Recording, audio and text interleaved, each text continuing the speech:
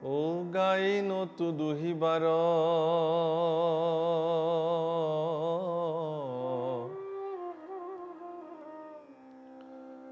ও সময় হুৱন্তে গোয়া ও দামুৰি কমেলন্ত মুৰাৰী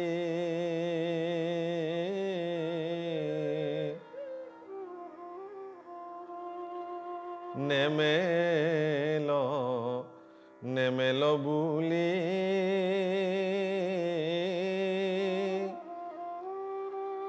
ও আমি সবে মাতো যেবে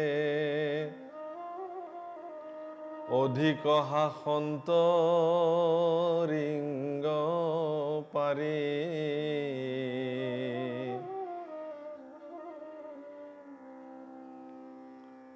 ও আমি গৃহ কামে আউল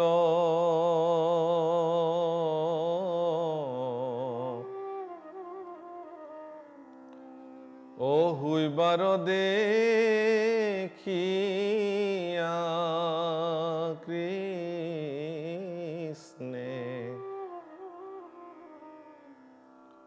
ও বানর গণক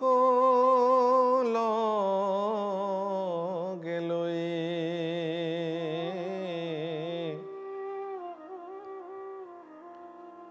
সুরে যেন দামোদর ও সে গোসায়া পখী ঘৰ চুৰি কৰি শান্ত দুগ্ধ দৈ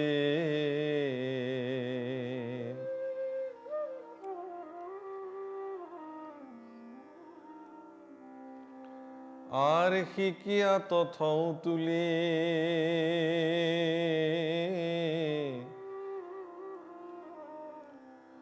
ও পিৰাউৰু খলে উঠি ও তাকো নমাৱন্ত কিনো চান্দ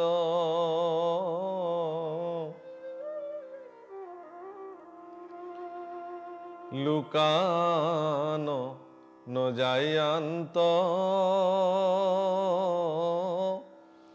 ও আন্ধাৰতো খুজি পান্ত শৰীৰৰ ৰত্ন পোখৰাই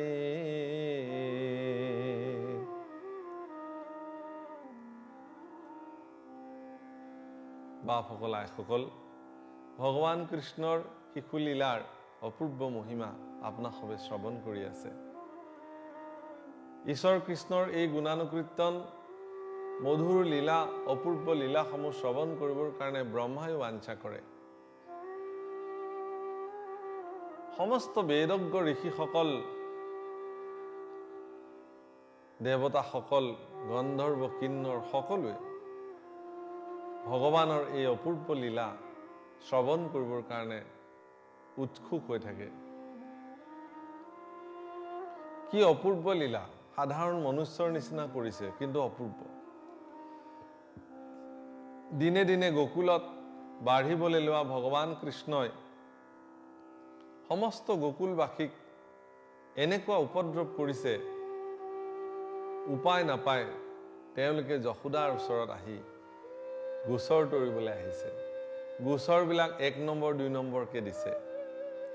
ভগৱান কৃষ্ণক দোষী সাব্যস্ত কৰিবলৈ যশোদাৰ আগত গোপীসকলে প্ৰথম গোচৰ দিছে যে আমাৰ গাই দুৱাবলৈ নহওঁতে বাছুৰিবিলাক এৰি দিয়ে। গতিকে দামুৰিবিলাক যেতিয়া এৰি দিয়ে, আমি নেমেলিবা বুলিলেও নুশুনে, হাঁহি হাঁহি চিঞৰি চিঞৰি সমস্ত দামুৰিবিলাক এৰি দিয়ে। গতিকে দামুৰিবিলাকে গাখীৰ সকলো পান কৰি দিয়ে, আমি গাখীৰ খীৰাবলৈ সিদিনাখন আৰু নোৱাৰোঁ। আমি ঘৰৰ কামত যেতিয়া মগ্ন হৈ থাকোঁ, তেতিয়া চোৰৰ নিচিনা প্ৰৱেশ কৰি এগালমান বান্দৰ লগত লৈ আহি সমগ্ৰ দধি দুগ্ধবিলাক চুৰ কৰি খায়।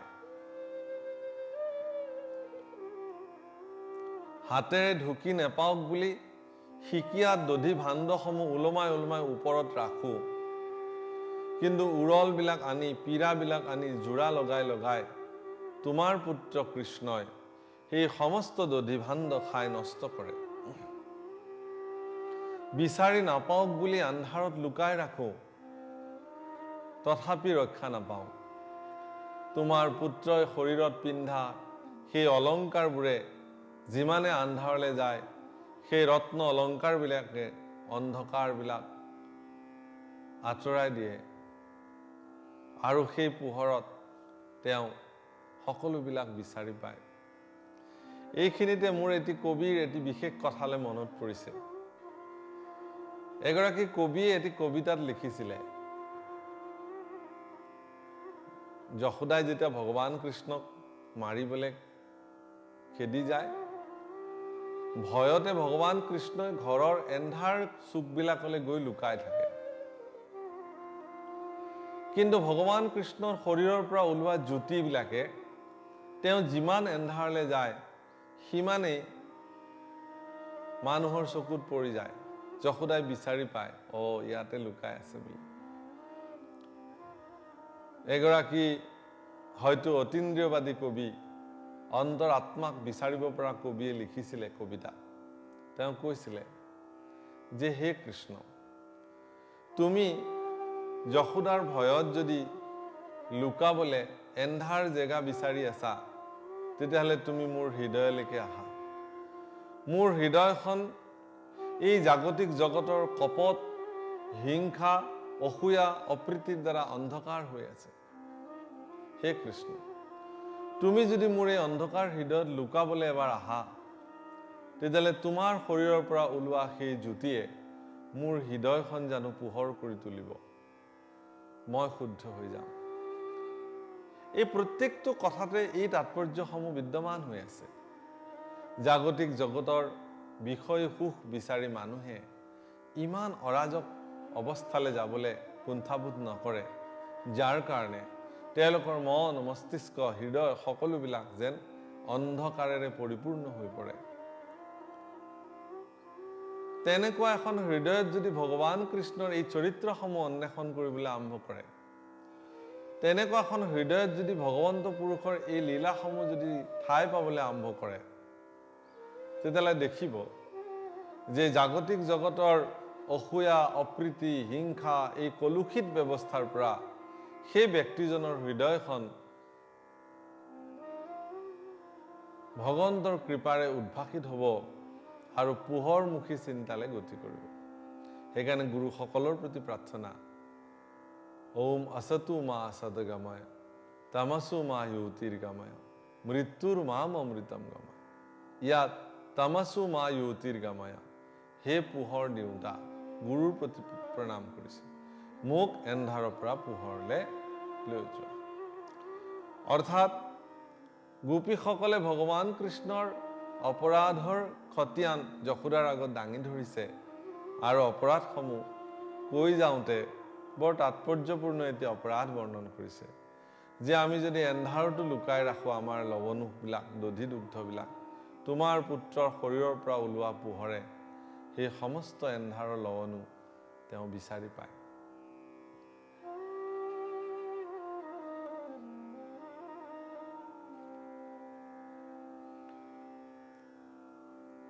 আৰ গোয়ালে আনন্দে বেঢ়ি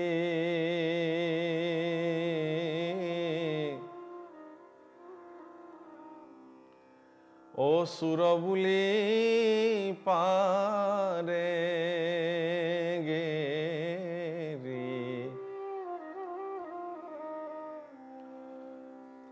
কৈ যাইবা কৃষ্ণ নি বুধৰি,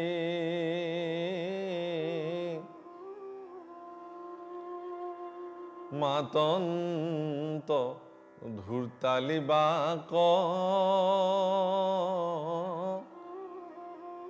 ও দৰাসন্ত আশী কাক, তই সুৰময়ী সদগিৰি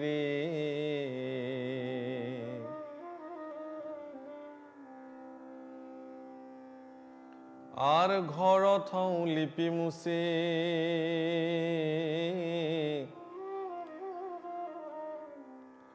ও তাতো ভরসি পলাই জান্ত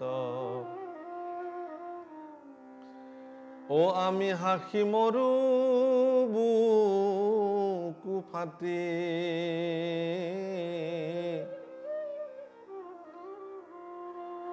তোমার কুলাত আৱে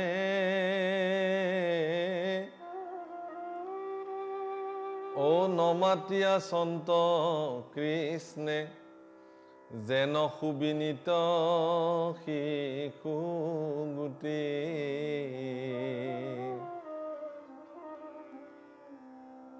যিখিনি সময় গোপীসকলে যশোদাক ভগৱান কৃষ্ণৰ গোচৰ দিবলৈ আহিছিলে সেইখিনি সময় অত্যন্ত মৰম লগা এটি শিশু হৈ যশোদাৰ কোলাত শুই আছে আৰু গোপীসকলে এটা এটাকে গোচৰ দিছে সকলো গোচৰ মৰম লগা চাৱনিৰে শুনি আছে যেন তেওঁ একোৱেই কৰা নাই যেন তেওঁ একোৱেই নেজানে জগতত এইবোৰ কি হৈছে তেওঁ যেন একো গমেই নাপায় তেওঁ যশোদাক বুজাব বিচাৰিছে যে এইবোৰ মই কৰা নাই আচলতে মোক এনেই এইবোৰ দোষাৰোপ কৰিছে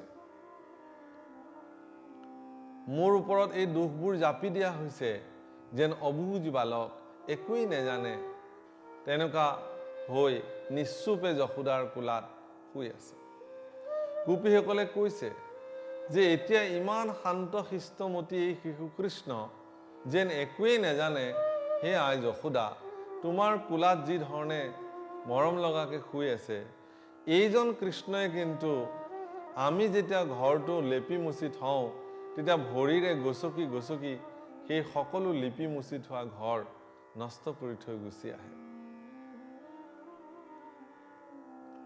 আচলতে ভগৱান কৃষ্ণই সেই গোপীসকলে আনন্দেৰে লিপি মুচি থোৱা ঘৰত সেই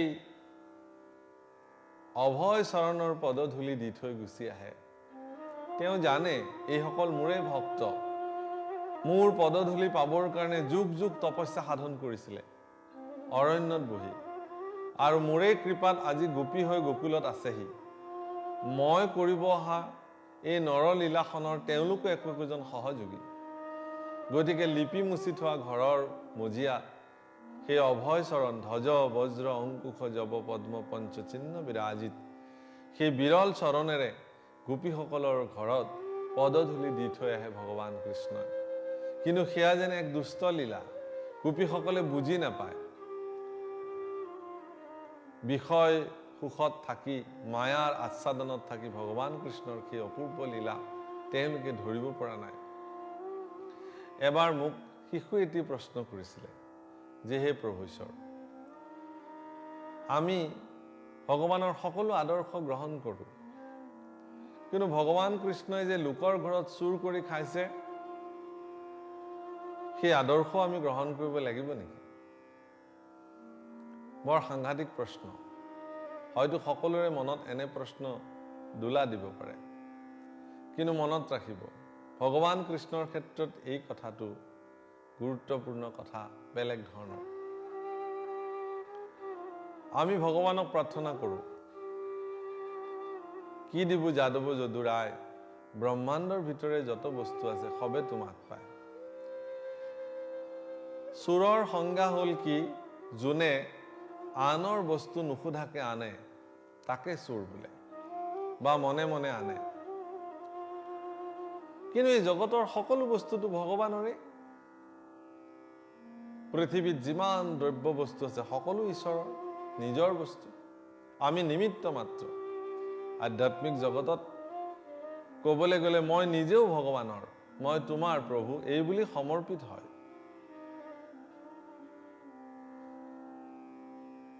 গতিকে যিহেতু সমস্ত দ্ৰব্য বস্তু ভগৱানৰে হয় এতেকে ভগৱানৰ দ্ৰব্য বস্তু ভগৱানৰ মন গৈছে খাইছে ভগৱানৰ মন গৈছে তেওঁ নষ্ট কৰি দিছে। এই শৰীৰটোৱে ঈশ্বৰৰ মন গৈছে মোক সৃষ্টি কৰিছে। আপোনাৰ খবৰ সন্মুখত বহি থকা মোৰ শৰীৰটো ঈশ্বৰৰ দ্বাৰা সৃষ্ট।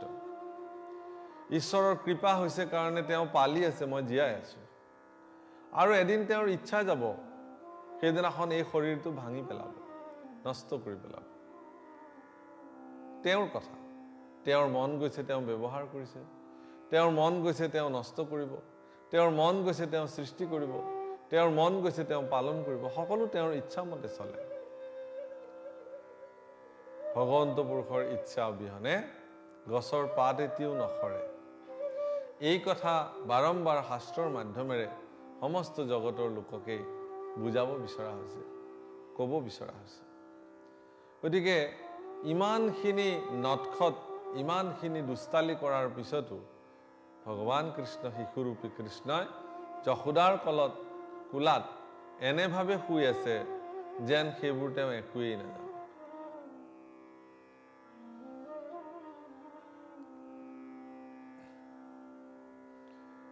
ৰাম কৃষ্ণৰ মুখক চাই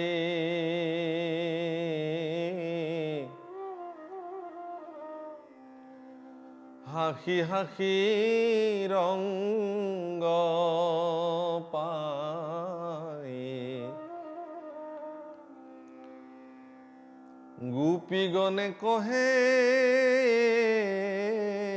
কথা,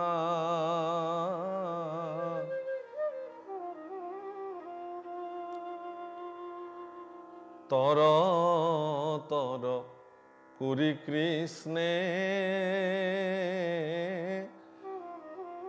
ও মাৱৰ মুখক শান্ত, দেখি যশোদাৰ ভৈলা বেথা।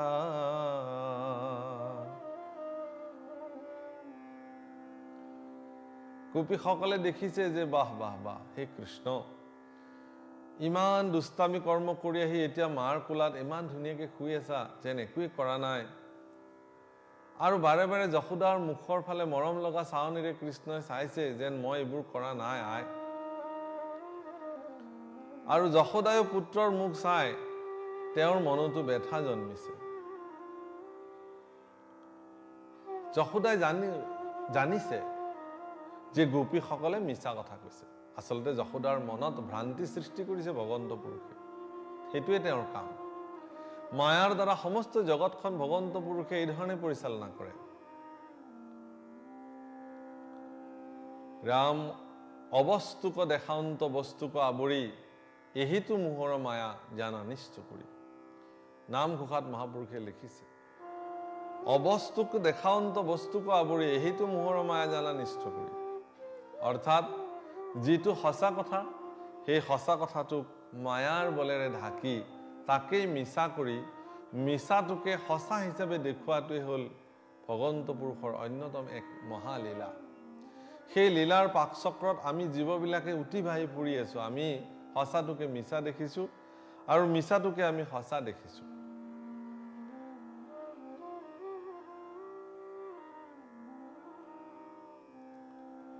আৰু আজিও যশোদাক সেই মায়াৰ বলেৰে ভগৱন্ত পুৰুষে মানসিকভাৱে এনেকে ধৰণে বেৰি পেলালে, যশোদায়ো জানিলে যে এই গোপীসকলে মিছা অভিযোগ দিবলৈ আহিছে। এই বুলি তেওঁ কৃষ্ণৰ মুখলৈ চাই বেথা দৃষ্টিৰে চাই থাকিল।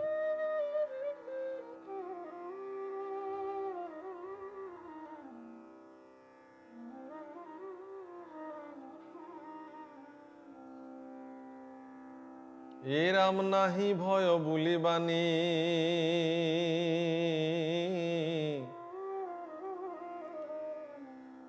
ও বুকুত খাবতে আনি, মহাস্নেহে মুখে দিলা চুমা,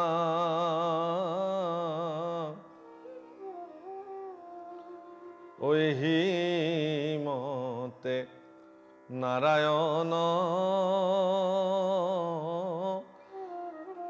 কিৰিলন্ত অনু শুনা কহু আৰু শিশু লীলা। যশোদাই কৃষ্ণক অভয় বাণী দিলে, হে ভগৱান, কি আচৰিত তোমাৰ লীলা। যিজন কৃষ্ণই সমস্ত জগতকে অভয় দিব পাৰে, সেইজন কৃষ্ণক আজি সাধাৰণ নাৰী এগৰাকী যশোদাই অভয় দিছে। হে কৃষ্ণ, হে মোৰ বালক, হে মোৰ বাচা, তুমি ভয় খাব নালাগে। এই গোপীসকলৰ কথাত মই পতিয়ন নেযাওঁ, তোমাক মই একো শাস্তি নিদিওঁ। এই বুলি মৰমেৰে বুকুত বাৰে বাৰে সাবতি বান্ধি বান্ধি লৈছে। যি কৃষ্ণ সমস্ত জগতৰ অভয়দাতা, সেই কৃষ্ণক অভয় দিছে যশোদাই। কি বিচিত্ৰ লীলা। এই ধৰণে ঈশ্বৰ পুৰুষে গোকুলত অনেক প্ৰকাৰে লীলা সাধন কৰি সমস্ত গোকুলবাসীক আনন্দিত কৰিছে, ক্ৰীড়িছে। অনেক ধৰণে লীলাৰ জৰিয়তে তেওঁৰ জীৱনৰ যিবিলাক তত্ত্ব কথা, সেই তত্ত্ব কথাসমূহ জাগতিক জগতত এৰি থৈ গৈছে। আমি কেৱল তাক গ্ৰহণ কৰিব লাগে আৰু জীৱনত প্ৰয়োগ কৰি জীৱন ধন্য কৰিব লাগে। হে ৰাম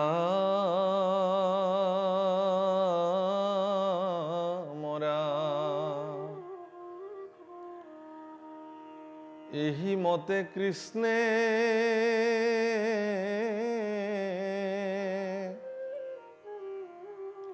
ক্ৰীড়িয়া সন্তে, পাছে গোপ শিশু যাকে,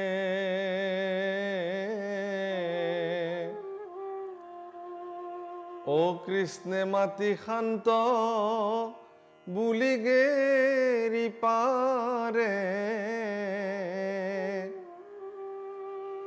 যশোদা শুনিলা তাকে।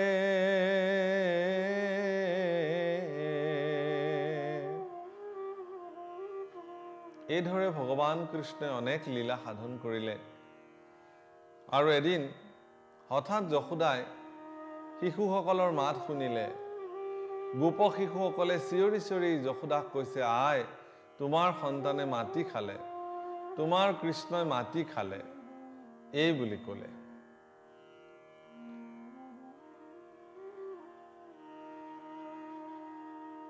আৰ খাইব মুণ্ড বুলি কৃষ্ণ হাতত, ধৰিলা খেদি গোৱালি,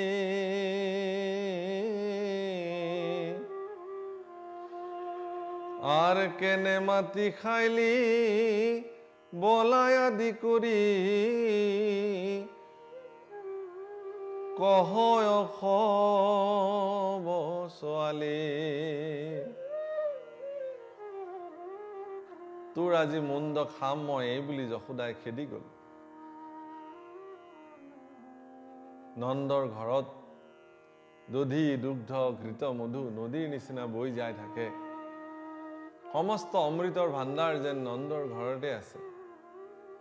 ইমানবিলাক থকাৰ পিছতো নন্দৰ পুত্ৰই যেতিয়া মাটি খাইছে, এই খবৰ যেতিয়া যশোদাৰ কাণত পৰিছে, প্ৰচণ্ড খঙেৰে যশোদাই খেদি গৈছে আৰু কৃষ্ণৰ হাতত থাপ মাৰি ধৰি, কিয় মাটি খালি, এই বুলি বলাই প্ৰমুখ্যে সমস্ত শিশুক তেওঁ সুধিছে, কিয় মাটি খালি কোৱা।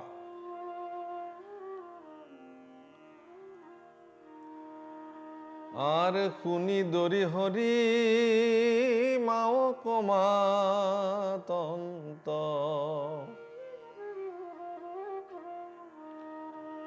হবে মিছা মাতে আই,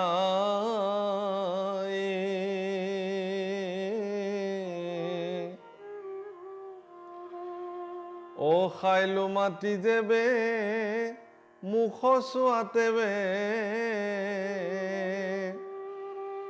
দেখা অন্ত বেন্ত বাই।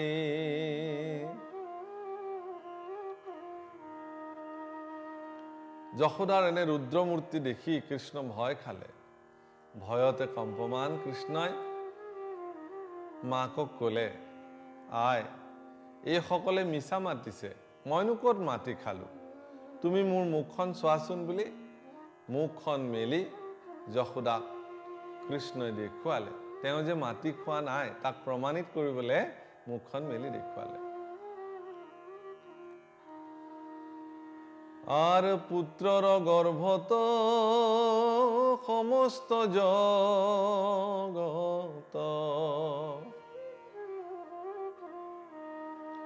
যশোদা দেখন্ত পাছে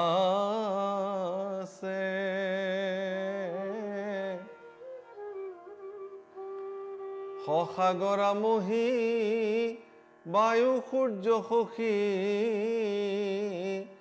তারা গণু তৈতে আছে।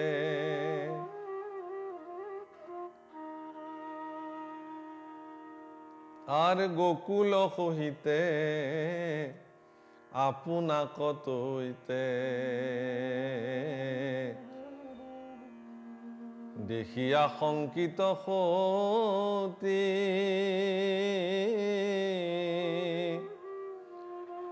কিবা স্বপ্ন দেখো কিবা দেব মায়া কিবা ভ্রম ভইলা মতি।